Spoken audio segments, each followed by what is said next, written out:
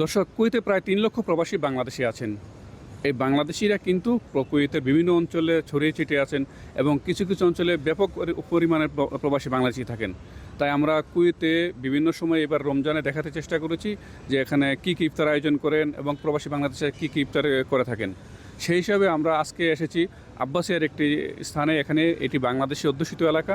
এখানে বাংলাদেশি কয়েকটি রেস্টুরেন্ট আছে, আমরা দেখতে পাচ্ছি, আমাদের পিছনে দেখতে পাচ্ছেন। এই রেস্টুরেন্টগুলিতে রমজানের ইফতারে কী কী আয়োজন করে থাকে এগুলি জানানোর চেষ্টা করব।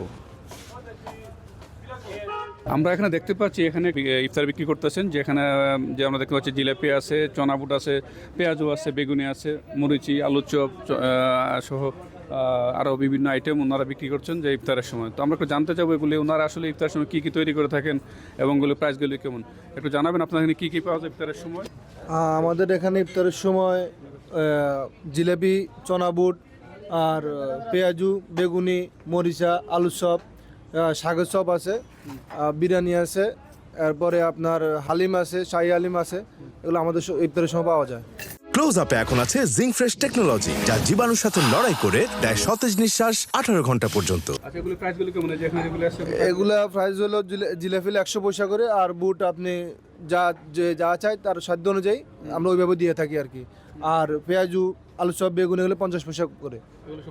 জি, সবগুলো 50 পয়সা করে। আসলে বাংলাদেশিরা কিন্তু চেষ্টা করেন যে ইফতারের সময় বাংলাদেশি যে আইটেমগুলি যারা পূর্বে যে খেয়ে আসছিল সেই আইটেমগুলি খাওয়ার জন্য। তাই তো তারা বাংলাদেশিদের বিভিন্ন অধ্যুষিত অঞ্চলে যেসব রেস্টুরেন্টগুলি আছে বাংলাদেশি খাবার পাওয়া যায় সেই খাবার খোঁজার চেষ্টা করেন বিভিন্ন জায়গাতে। তাই সেই সব রেস্টুরেন্টগুলিতে দূর দূরান্ত থেকে কিন্তু এখানে আসেন ইফতার করার জন্য। তো আমরা কথা বলার চেষ্টা করবো এখানে যারা আসছেন, যেসব ক্রেতা আছে তাদের সাথে, তারা কি ইফতার করতে চান এবং এখানে কেন আসেন এই বিষয়ে জানার জন্য। এখানে আমাদের বাংলাদেশের এরিয়া, আমাদের এখানে বাংলাদেশি ইফতারি পাওয়া যায়, ছোলা, বুট এগুলো সব কিছু পাওয়া যায়। এখানে অনেক ভালো পরিবেশ আছে। এই বাংলাদেশি ইফতার খাওয়ার জন্য এখানে আসি। কি কি নিচ্ছেন আজকে নিয়েছি ছোলা, এই যে মরিচের বানাইছে, পেঁয়াজও। এই যে এলাকাটা একটা বাংলাদেশ অধ্যুষিত এলাকা আব্বাস, এটা কিন্তু খুব প্রসিদ্ধ বাংলাদেশিদের জন্য। তবে বর্তমান যুদ্ধ পরিস্থিতির কারণে কিন্তু এখানে অনেক বাংলাদেশি কম আসেন। যদি অন্য সময় কিন্তু অন্য বছরগুলিতে এখানে প্রচুর পরিমাণে বাংলাদেশি আসতো, বরঞ্চ এখানে আমরা বিগত দিনে দেখেছিলাম আপনারা অনেক ধরনের বাংলাদেশি এখানে আসে, এখান থেকে ইফতার নিয়ে যা বিভিন্ন এলাকা থেকে এখানে আসে ইফতার নেওয়ার জন্য। কারণ এখন আরও বড় করে ইফতারের আয়োজন করতো, কিন্তু বর্তমানে সময়ের কারণে কিন্তু তারা অনেক সংক্ষিপ্ত আকারে ইফতার আয়োজন করে থাকেন।